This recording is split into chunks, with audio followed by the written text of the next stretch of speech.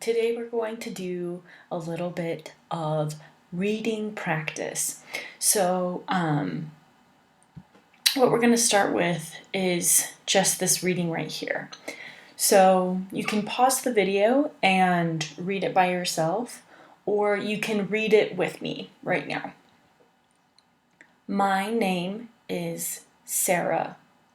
I am going to move to a new apartment next month. I am moving in with my sister. She is living there already. I have packed most of my things. I live downtown, but my new apartment is in a quiet neighborhood by a park. So that's the end of the reading. Now let's ask some questions to see if we understood what we read. So where is the new apartment? So it says, my name is Sarah. I am going to move to a new apartment. So we're looking for where is it? What place is it at? What's around it? So you'll see that it says, I live downtown. So because it says I live downtown, that means right now that's where she lives. So the new apartment is not downtown. It says, but my new apartment, okay, is in a quiet neighborhood by a park. So that's great. That means that the new apartment is in a quiet neighborhood by a park. Who lives in the apartment right now? So let's go back and see. So who lives in the apartment right now? So Sarah doesn't live in the apartment right now. She does not, right? Because she says she is going to move, meaning she will in the future, right? She isn't moving right now, even though it's saying I am going, right? Which is the present progressive. If you say I am going to do this, I am going to do that, it means that you're not necessarily doing it right now, but you are planning on doing it in the future. So it's not Sarah that lives in it right now. But it says that Sarah is moving in with her sister, and that her sister is living there already. So it says she is living there, so that means right now her sister lives in the apartment. Let's see what the next question is, if my computer will work. Hold on, y'all. It's being... Okay. So now I gotta go back. Sorry, guys. Okay. So the next question is, when will Sarah move into the new apartment? So it says in the story, right? It says that Sarah will move in to the new apartment. Hold on. Sorry, my computer is it's having a hard time today. Okay, that's way ahead. Okay. So we'll just do it from here. So when will Sarah move to the new apartment? She says, I am going to move to a new apartment next month. So in a month, that's when she's going to move. Okay, so this next one is, I just had a job interview and it was hard. The person that interviewed me seemed nice. He asked me about my current job and where I live. Later, though, he started asking really difficult questions. I was struggling, and I started to get nervous.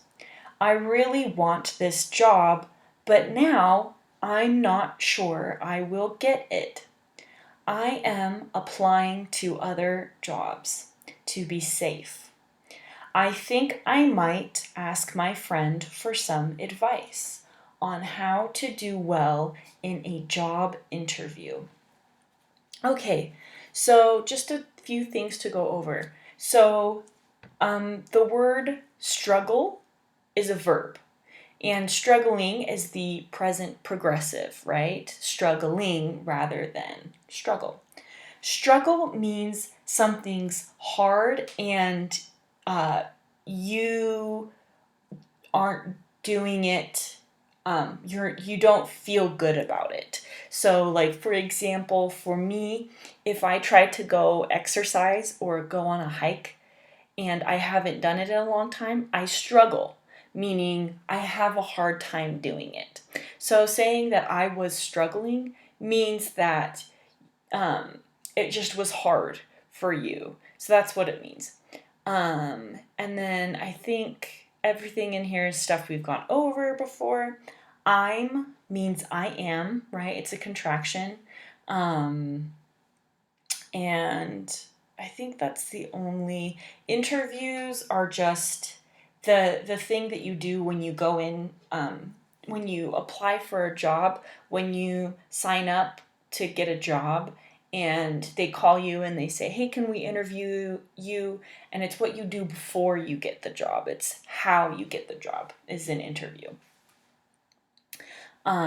So the question for this one is, what advice would you give?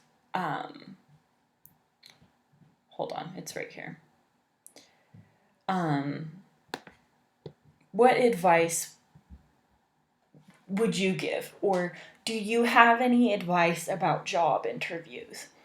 And for me, what I like to do to prepare for job interviews, prepare means just to get ready, is I like to, I look up online on the computer or on my phone. I look up and see, I ask what are common questions, or common just means ones that happen a lot, normal questions. What are normal questions for a job interview? And I look at those questions and I think, okay, these are the answers that I'm going to do. So I practice doing the job interview by myself. So that's what I do when I'm nervous or scared about a job interview is I say, okay, I'm going to practice like I'm doing the job interview. So when they ask me questions, I have answers already. Because a lot of times they'll ask questions that are kind of hard, like, can you tell me about a time when you had a problem with a coworker or a boss, and how did you solve the problem? How did you figure out the problem? And that's kind of hard because it's one, you have to think about, okay, when did that happen? What did I do? And then two, you have to think, does this make me sound like a good employee, like a good worker? So it's a lot that you have to think about when you're answering these questions. There's a lot going on in your head, and so it's nice to have questions already thought about before the interview, even though you won't know exactly what questions they'll do, but you'll know at least some of them. I think the most common questions, the most normal questions I've gotten on a job interview is they ask you questions like about you, like what are your favorite things? What do you like to do? What do you think is a really good quality that you have? What's something that's a weakness? Weakness, like when they say, what's your strength and weaknesses? That just means, oh, my strength is something that you're really good at. My weakness is something that I'm not so good at. So, like, you could say, oh, my strength is I'm a really happy, friendly person. But you could say, my weakness is I like to talk to people and it helps me work better. So if I can't talk to people, then it's harder for me to do my work. Like that kind of stuff. Or you could say, my strength is I'm a really hard worker, and a way that you kind of make it a sneaky answer, kind of an answer that makes you look good in both ways, is you could say, oh, I work really hard. And then you could say, oh, but my weakness is sometimes I'm so focused on my work. I'm a perfectionist. That I want to make sure everything is perfect. That's what a perfectionist means. It means that you want everything to be perfect and look exactly right, and you don't want to do it wrong. So that's why it's good to say, oh, it's something that's really good about me, but sometimes it can be a bad thing because I spend a lot of time trying to do things. So it kind of makes you look good both ways. So that's something that I hear people ask a lot on job interviews. I've heard, what's something else I've heard? The one where they say, tell me about a time that you disagreed. Disagreed just means when you say agree, it means that you think that the person's right. If you disagree, it means that you think the other person's wrong. So when you disagree with somebody or you have a disagreement, it means that you don't like what they're doing or you don't agree with it. You don't think it's right. And so in an interview, sometimes I'll ask you, tell me about a time that you disagreed with somebody or you had a disagreement at work, and how did you solve it? That's something that's asked a lot. So that's what I would tell people on advice for job interviews is think about the questions beforehand, and then also don't be worried about sounding like you're too confident or you like yourself too much. Interview is supposed to show the person why you're really great, right? And you have to convince them that you're really great. So if you feel like, oh, I think that I'm nice, but I don't want to tell people that because then it makes me sound like full of myself. That's what people will say in English, full of myself. It means that like you think of yourself as like perfect and super great and there's nothing wrong with you. But in a job interview, they don't know who you are, so you have to be the person that tells them, I'm a good worker, I'm a good person, I work really hard, this is why you should hire me. So that's what advice I would give for an interview. So that's it for this reading. Now we're going to go over something that is a government thing. We're going to talk about voting. So I know that some of you have told me like, oh, I'm registered to vote. Some of you aren't, can't vote yet. That's okay. We're just going to go over this for when you are able to vote. Because looking at like websites like this for the government, really hard to understand. Sometimes it's like why do they use such big words and what does all of this mean? And it's just kind of how things are when the government or companies write things, because in America, I think that you'll hear this a lot, that Americans like to sue people because they want to make sure everything's fair. I guess I don't know, but they do this, and so government and businesses will write things in a very specific way that is hard to understand sometimes, just because they want to make sure that you're not going to misunderstand it, that it's very specific, very exact. So that's why they're really hard to understand. But also, it doesn't help you because you're trying to do this stuff and it's like, well, I don't know what any of this means. So I'm just going to show you. So this is the website for voting in Utah. So when you vote for the mayor, that's you still have to vote for that. You have to be registered to vote. When you register to vote, it means you can vote in any election that involves you as a citizen. So, or just a person in the United States. So you can vote for a mayor, you can vote for an attorney general, you can vote for governor, but then you also can vote for like the president of the United States, which this coming November, is when the United States is having their presidential elections. So, and we'll see how those turn out. So I won't go into that. But yeah, so it's good to be registered to vote because you can vote for the president every 4 years, but then you also can vote for your mayor, for the governor of the state. You can vote for people who represent the state in Congress in Washington, D.C., right? So the Senate and the House. So you have different people that represent Utah, and you want to make sure that they're representing you. And so that's why it's good to vote.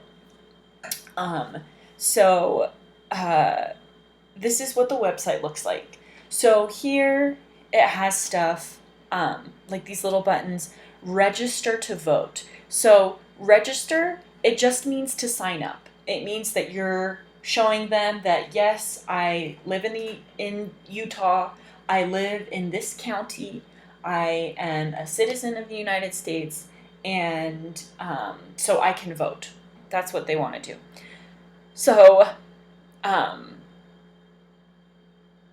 they'll usually have you fill out this kind of stuff when you click on it. And it's just a lot of information. Like when it says birth or date of birth, you put your birthday down. When it asks for your driver's license, you put your driver's license down. If you don't have a driver's license because you don't drive, that's okay. The state gives you a ID card. Um, and it just has a number on it, which is just an easy way for you to prove that yes, I live in the United States, and also I am a citizen. I have a social security number. So instead of having to write your social security number all the time, you just write your ID number, and the government knows, okay, they have this number, this ID number, this identification, so it means that they have a social security card. So that's good.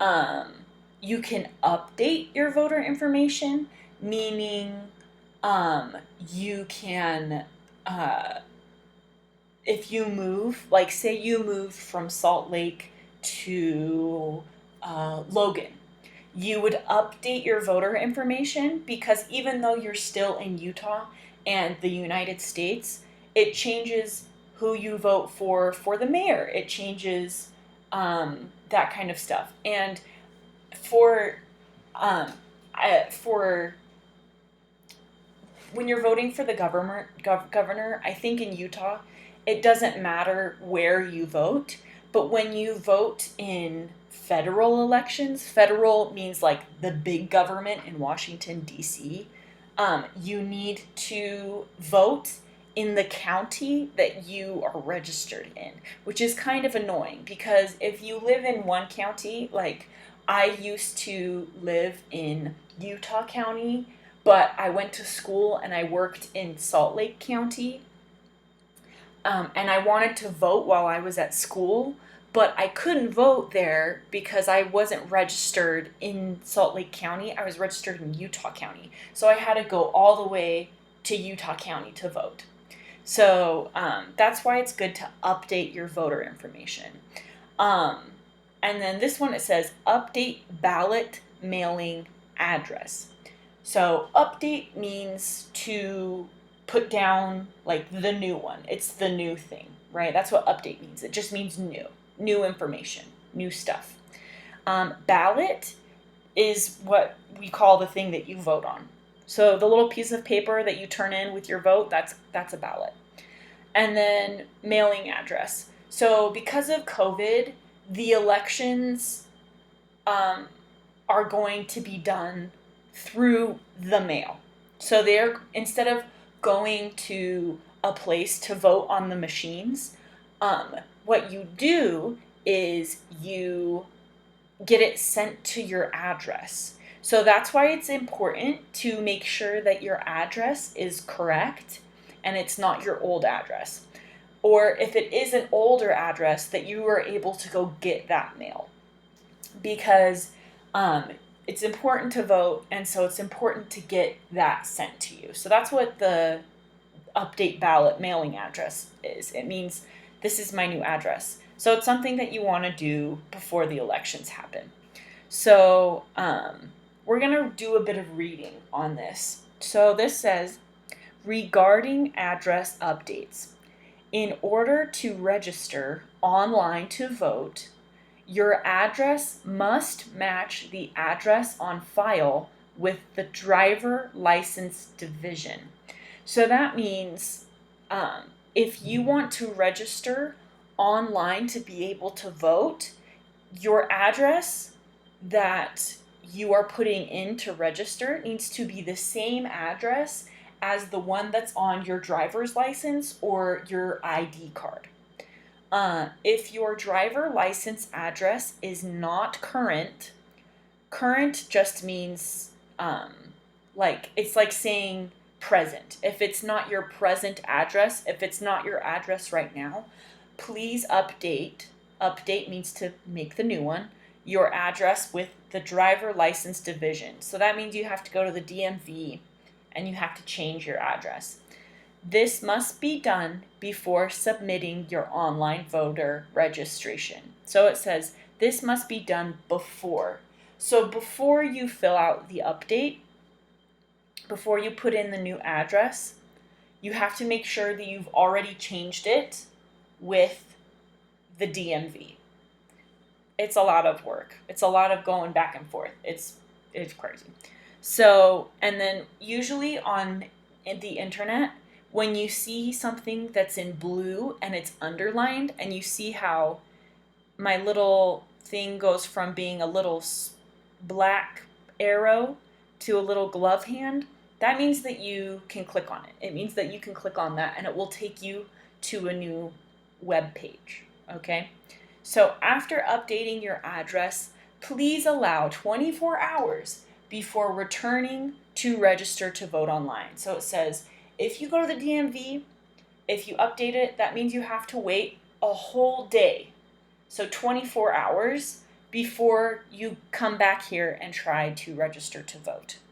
If your address is not current with the DLD, Driver's License Division, you may still use the online voter registration system, but you will be required to print the voter form with the correct address, sign it, and mail it in.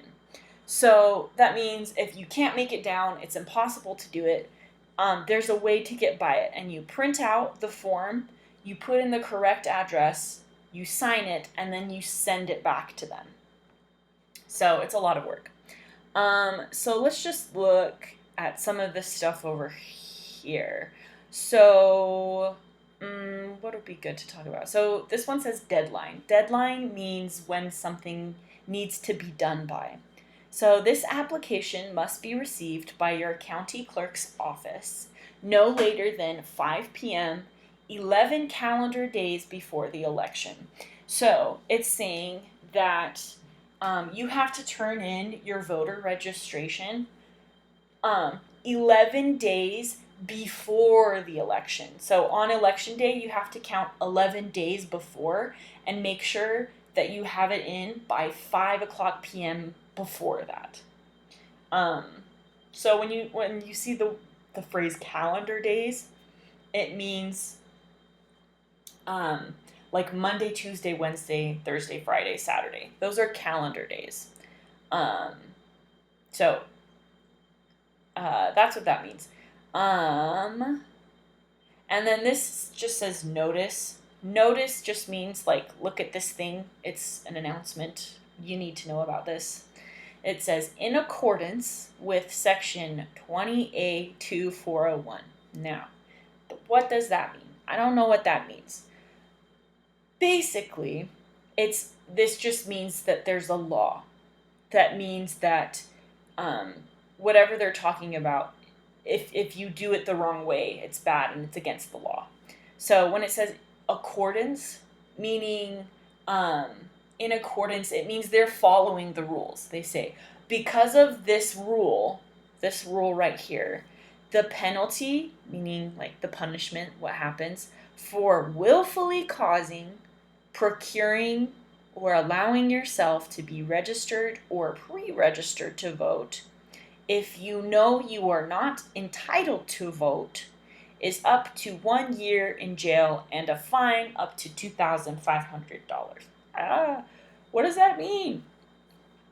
This is just saying if you register to vote on purpose,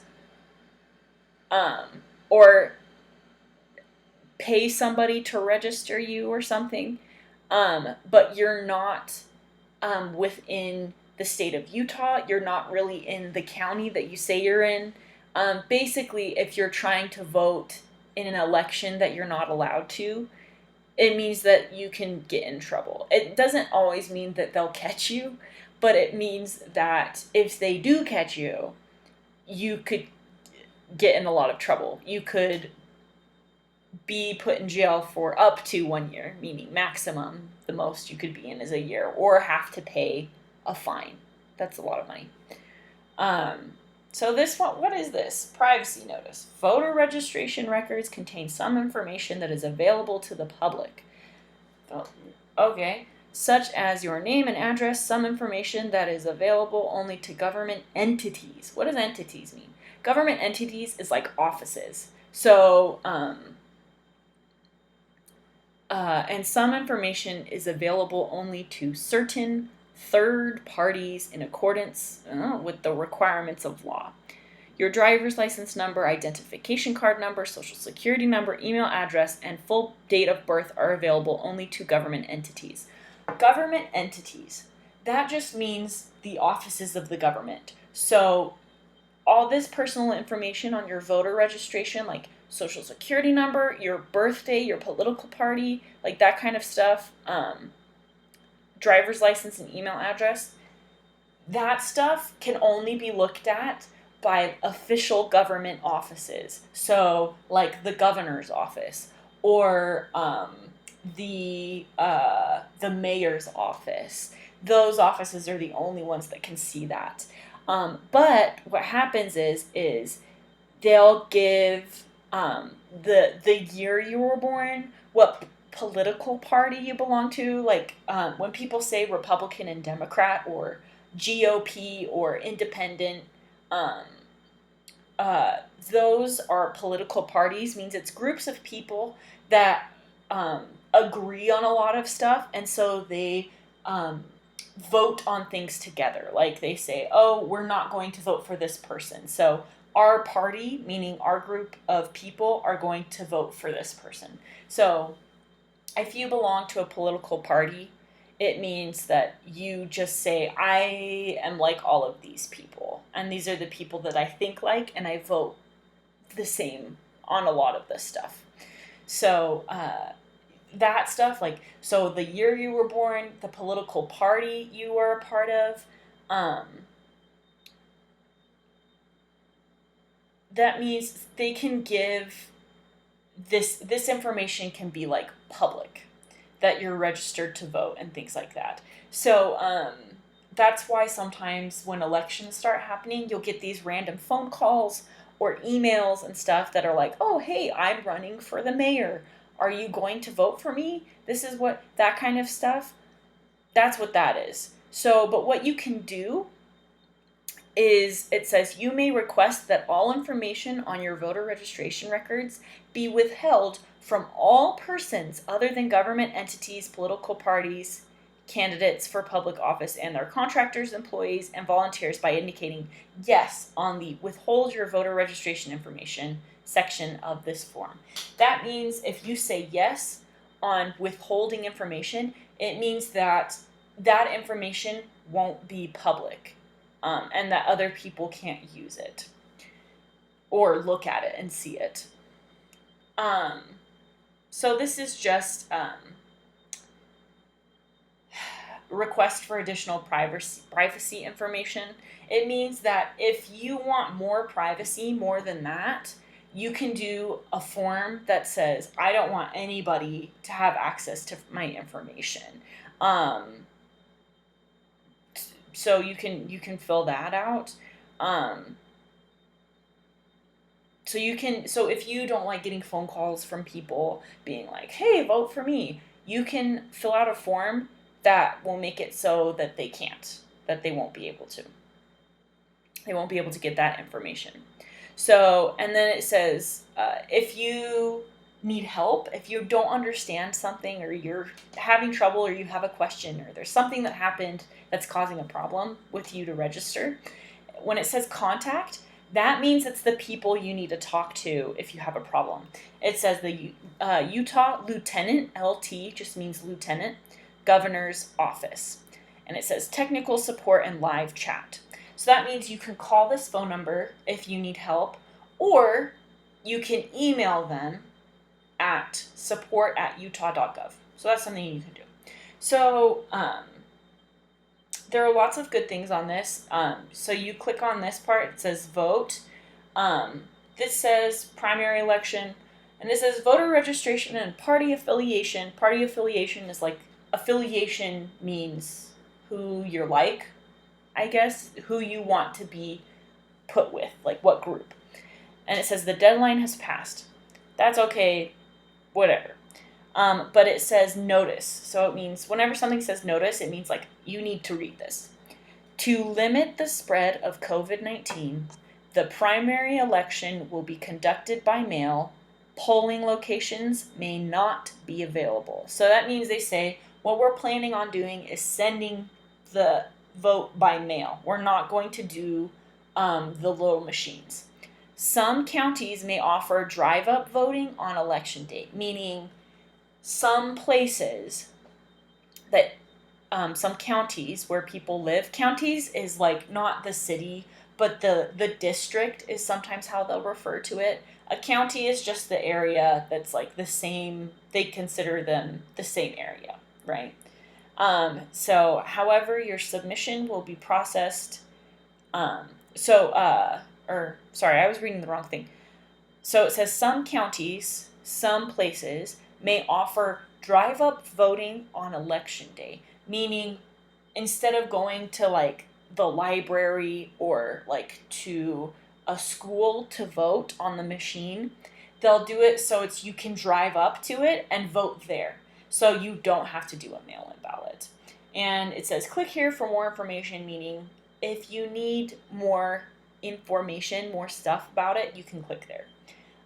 So that's why they're trying to get people prepared for the election, because it's mail-in ballots. It means that you get the ballot and you have to send it in. So these are really nice. It says, how can I vote? And then it has this little picture that lights up when you move your mouse over it. That means that you can click on it, right? And when you click on it, it will take you to where you need to go. So this will show you, you put in your information and it will say, okay, this is how you're going to vote in the election. You can track your mail-in ballot or a provisional ballot. Provisional just means they give it to you if you're not registered to vote in a certain place.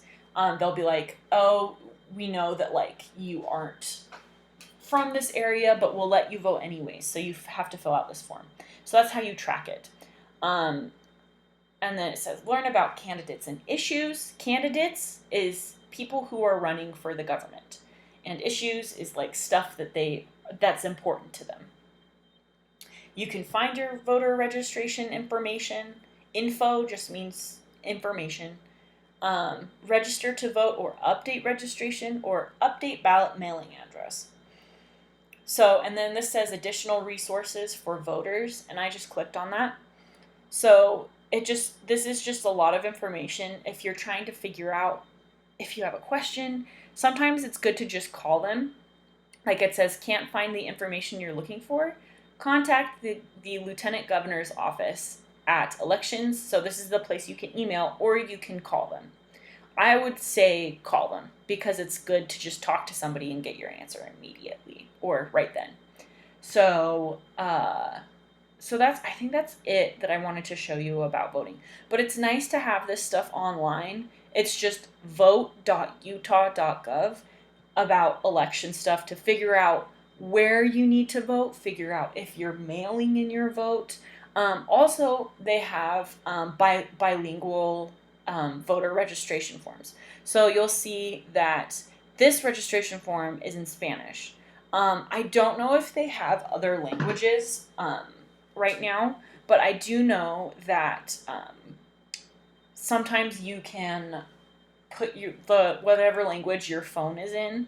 If you change your phone to your native language, it will translate this stuff. Um, and then here's another. This is like information about voting, and it's all in Spanish. So on Utah's homepage, they have Spanish information that you can get. So this is all there is for this website, and so I just wanted to talk to you about that, just because elections are coming, and sometimes it's hard to know, like, where do I vote? What are the rules? It's kind of hard to figure it out. But if you have any questions about voting, or you need help filling stuff out and you're not sure if you're doing it right, or you're not sure how to do it, you can ask me. And I'm sure that you have friends and people that you know, or people at work, that you can ask them, be like, hey, so it said this about voting. I don't know what that means. And you can ask people. So that is the lesson for today, and I'll see you next time.